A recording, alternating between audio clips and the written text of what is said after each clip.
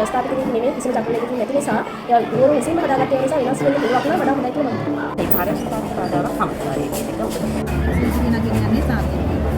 මේ වගේ තත්ත්වයක් මොකද ගොඩක් වෙලාවට පන්ති වලට යද්දි හරි කරලා නගින්න තියෙනවා මොනවා මේ හරිම අමාරුයි සාරියත් එක්ක යන්නත් බස් එකේ දෙටදී හවසට යද්දි නමුත් ඇත්තටම අපි සාරිය යනදාම අපේ ශරීරයේ සාමාන්‍යයෙන් අනිවාර්ය කරකට වඩා වේගයට වඩා වැඩි ප්‍රමාණයක් මේ ශරීරයේ ආවරණය වෙලා අර ඒ කියන්නේ ලොකු ප්‍රමාණයක් සමහරවිට වෙනවා. ඒකත් එක්ක නැතිව ස්වභාවය යොමුයි ගන්නකොට ගැලපෙන්නේ නැහැ කියලා මොකද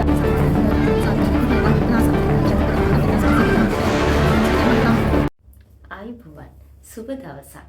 ඉතින් මම මගේ සමාජීය විද්‍යාපති පාඨමාලාවට අදාළව සමාජයේ අපි වැඩිපුර අවධානයට ලක් නොවිච්ච කොටසක් ගැන කතා කරන්න හිතුවා. විශේෂයෙන්ම මම අද කතා කරන්න හිතුවේ ගුරුවරිය සහ ගුරුවරියත් එක්ක බැඳලා තියෙන මේ සාරියේ සංස්කෘතිය ගැන. ඇතමෙක්ට සාරිය ගැන කතා කරද්දී ගොඩක් රිදෙනවා. තව කෙනෙක්ට ඒක යාගේ අතීතයත් එක්ක බැඳිච්ච හරි නොස්ටැල්ජික් මායාවක්.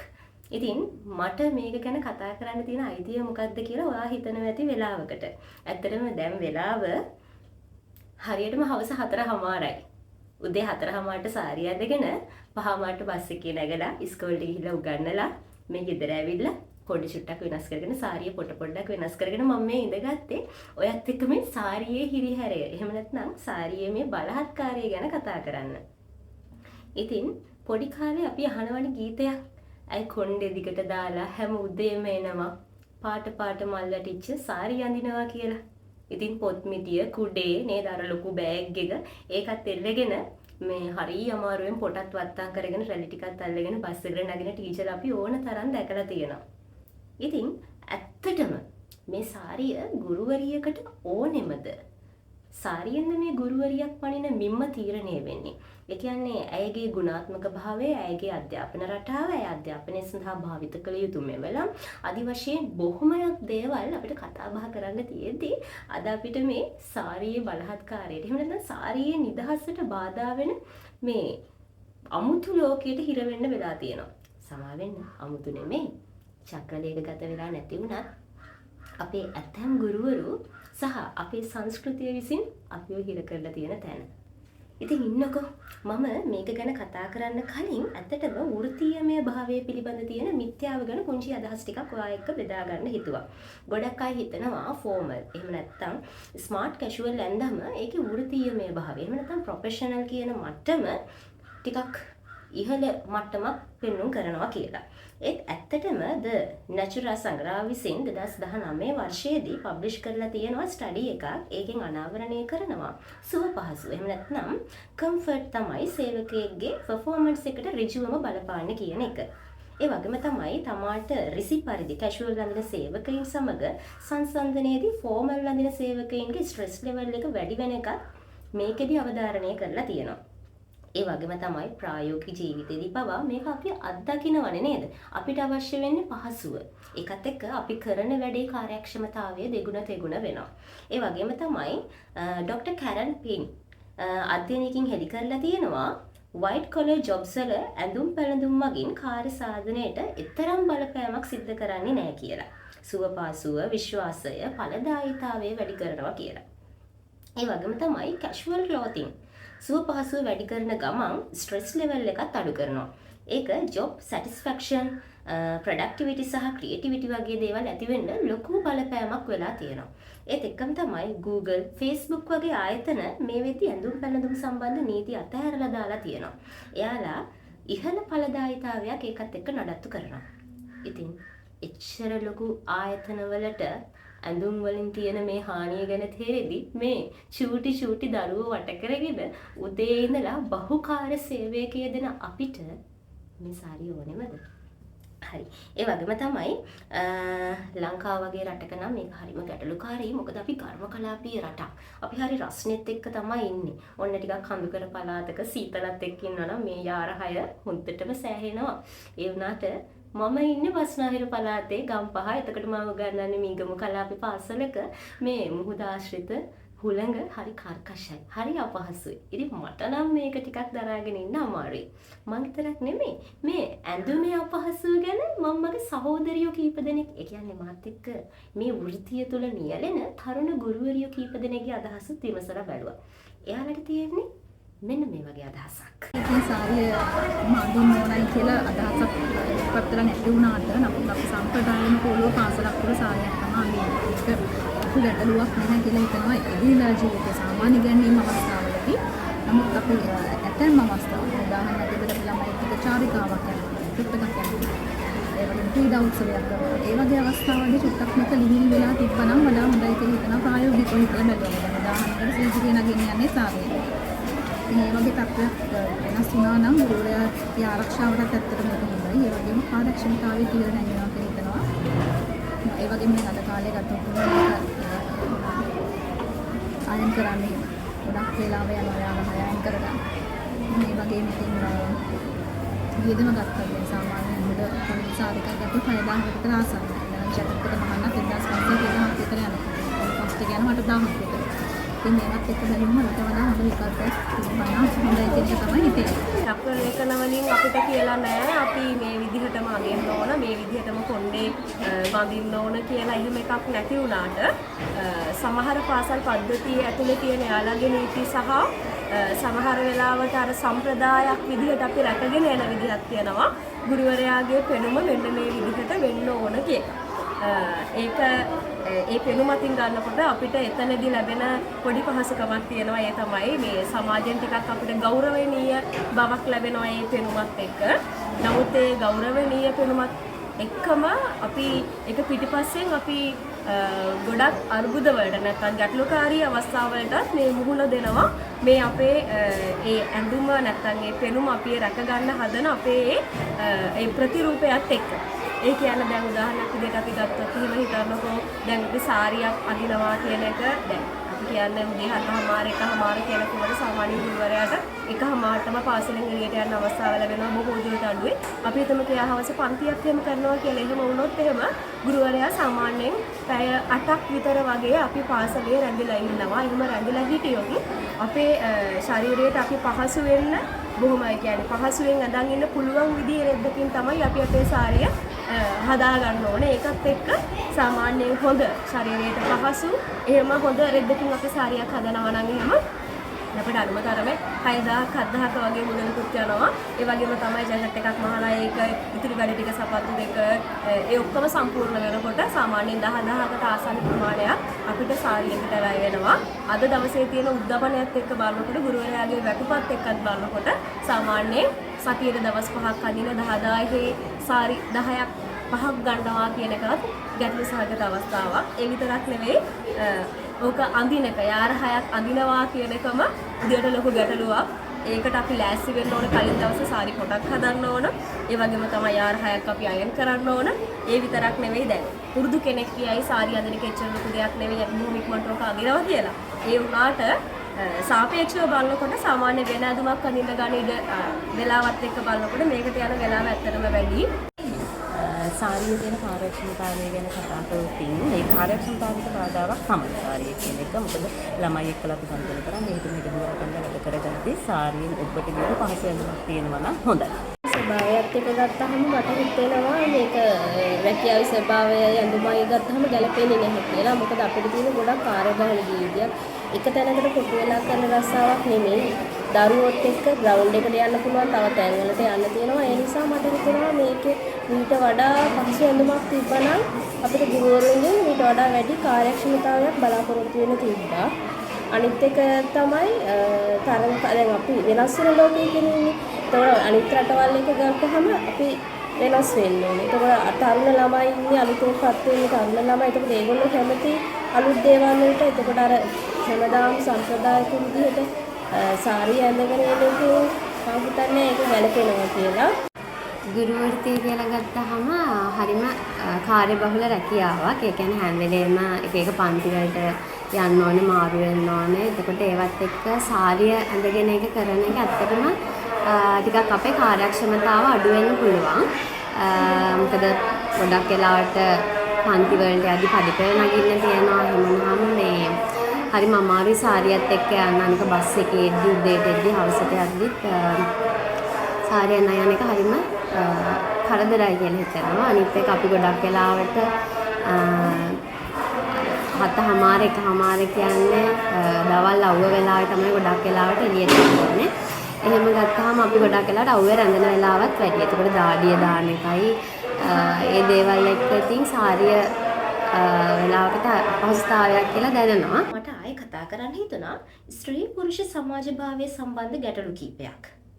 හුඟක් වෙලාවට ඇඳුම් පැළඳුම් සම්බන්ධ නීති රීති ස්ත්‍රී පුරුෂ සමාජයේ භාවය මත පදනම්ව තමයි ඉදිරිපත් වෙන්නේ. උදාහරණයක් විදිහට කාන්තාවන්ට මේකප් අනිවාර්ය කරනවා, හීල්ස් අනිවාර්ය කරනවා සමහර රැකියාවල නේද? ඉතින් ඒ වගේම තමයි මේ සාරියේ හිංසනයට ගුරුවරියෝ යටත් වෙනවා. සාරියේ බලහත්කාරකමට ගුරුවරියෝ යටත් වෙනවා. හැබැයි මේකෙදි ගොඩක් කෑ ගහන්නේ කාන්තාවන්ටත් වඩා පිරිමි. ඇයි සමහරක් වෙලාවට පිරිමින්ගේ සංස්කෘතික ආශාව වෙන්න පුළුවන් මෙයාලා මේ රඟ දක්වන්නේ. ඉන්දියාවේ යාළුවෙක් මට දවසක් කියනවා එයා ලෙක්චරර් කෙනෙක් ඒ රටේ.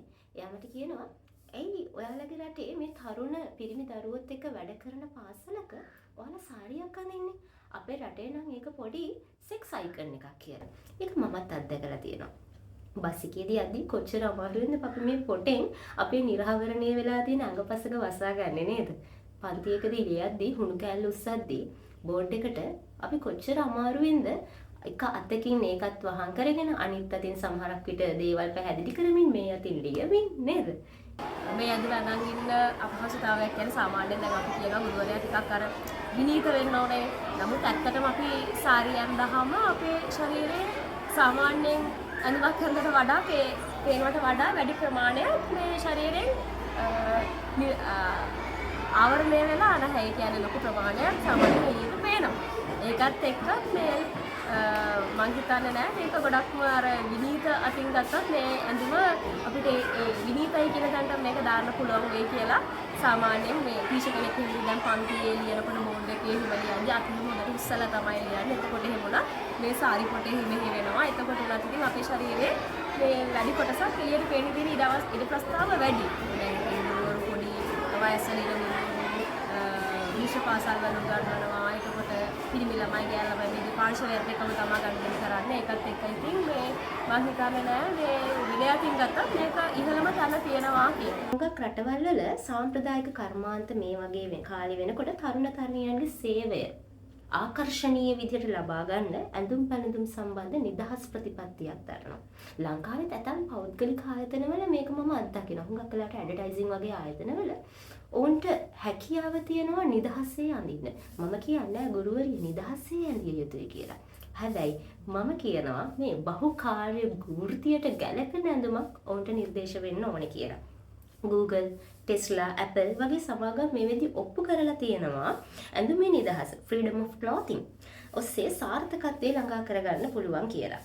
ඉතින් මේක ගැන මගේ සහෝදරියෝ තව ටිකක් ඔයාලට කතා කරලා කියයි. මේ සාමාන්‍යයෙන් අපි මොනවා හරි ප්‍රශ්නයක් ඇති වුණොත් අපි ඒකට විසඳුමක් විදිහට වෙනස් වෙන්න උත්සාහ කරනවානේ.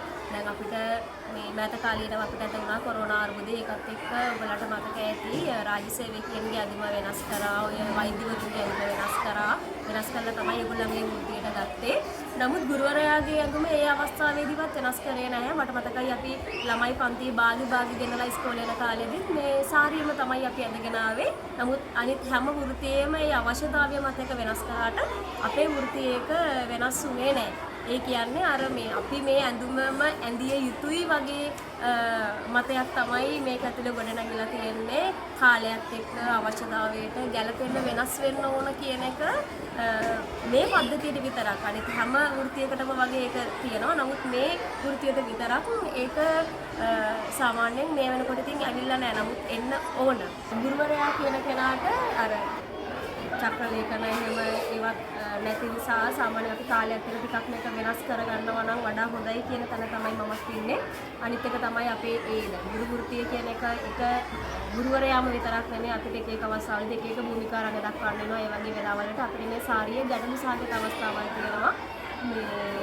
ඒ නිසා අපිට පහසු විදිහට මේක වෙනස් වෙනවා නම් මේ හොඳයි කියන තැන තමයි මමත් ඉන්නේ.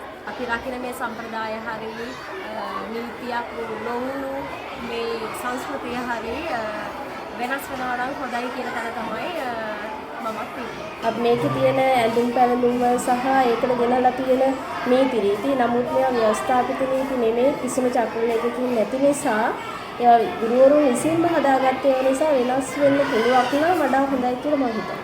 ඒ දේ වෙනස් වෙන්න ඕනි කියලා හිතනවා.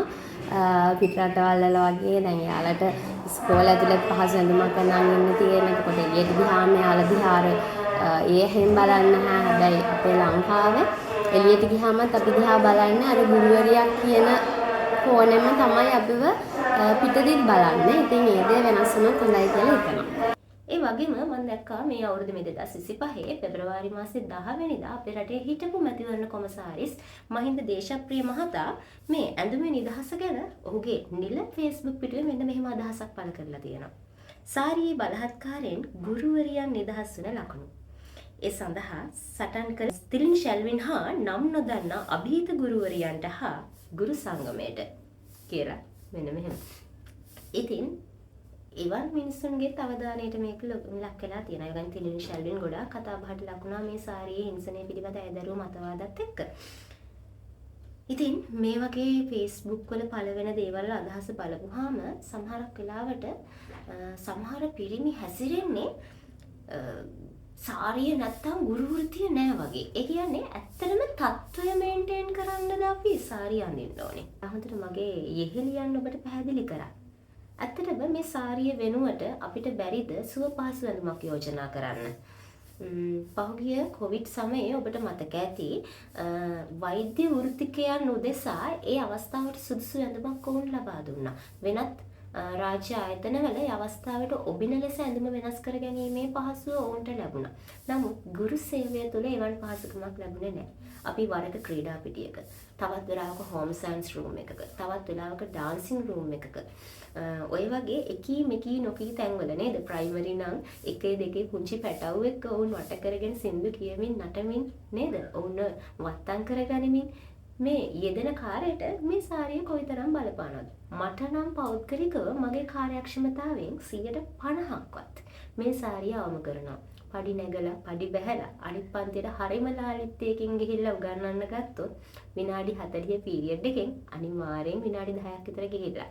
ඉතින් ඉතුරු පැය භාගෙට ළමයි ටිකත් මෙල්ල කරගෙන පාඩමත් පැහැදිලි කරලා ඉවරත් කරලා එන්න යන කාලය අපේ මේ රැකියාවේ අපි බලාපොරොත්තු වෙන අධ්‍යාපනීය ගුණාත්මක භාවය කොයිතරම් දුරකට බිඳ හෙළනවද? ඉතින් මේක මෙහෙම කතා කරලා නවත්තන්න පුළුවන් දෙයක් නෙමෙයි. අපි මේ ගැන අදාළ පාර්ශවත් එක්ක තව කතා කරන්නට ඕනේ. ඇත්තටම ඔබට ඕනේ සංස්කෘතිය ආරක්ෂා කරන සාරිය ඇඳගත්ත අර මම මුලින් පටන් ගත්ත කවියට සාධාරණයක් කරන හරි ලස්සන ටීචර් කෙනෙක්ද ඔබේ දරුවට ඉතා කාර්යක්ෂමතාවයකින් යුක්තව හොඳ ගුණාත්මක අධ්‍යාපනයක් ලබා දෙන ඉතා කම්ෆර්ට් එහෙම නැත්නම් පහසු විදිහට ඉන්න ගුරුවරියක්ද? මොකද අපේ රටේ මේක ඇඳගත්තට මේ ඇඳුම හඳුන්වලා දුන්නු ඉන්දියාවේ මිනිස්සුවත් මේක අඳින්නේ නැහැ. ඒ වගේම මේ වෙද්දී ලෝකයේ අලුත් වෙනවා. ඒ අලුත් වෙන පරිසරයත් එක්ක ලෝකයේ දේවල් වෙනස් වෙනවා. වෙනත් රටවල ගුරුවරුන්ට මේ නිදහස තියෙනවා.